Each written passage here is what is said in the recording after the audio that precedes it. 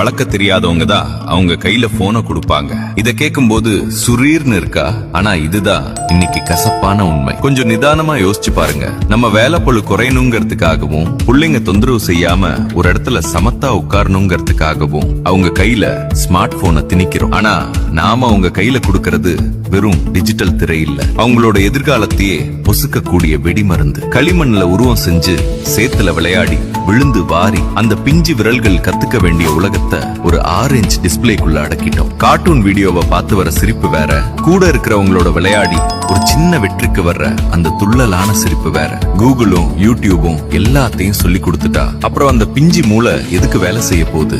அவங்களோட கற்பனை திறன் அங்கேயே முடங்கி போயிடுது. பெற்றோர்களே ஒரு நிமிஷம் கவனிங்க. பிள்ளைங்க அழுது அடம் பிடிக்குதுன்னு போனை கொடுக்கறது பசிக்குதுன்னு கேக்குற குழந்தைக்கு விஷத்தையே உணவா கொடுக்கறதுக்கு சமம். நம்ம பிஸியான வாழ்க்கையில இருந்து ஒரு மணி நேரம் ஒதுக்கி அவங்க கூட விளையாடவோ பேசவோ முடியாத அளவுக்கு நம்ம என்ன சாதிக்க போறோம்? போனை கொடுத்து அவங்கள கட்டுப்பாட்டுல வைக்கிறோம்னு நினைச்சா உண்மையிலேயே நாம அவங்கள ஒரு டிஜிட்டல் அடிமையா மாத்திட்டு இருக்கோம். பிள்ளைகளுக்கு தேவை நீங்க வாங்கி கொடுத்த லேட்டஸ்ட் மாடல் போன் இல்ல, உங்களோட நேரம் மட்டும்தான். அவங்களோட இளமை கால நினைவுகளை பலி கொடுக்காதீங்க.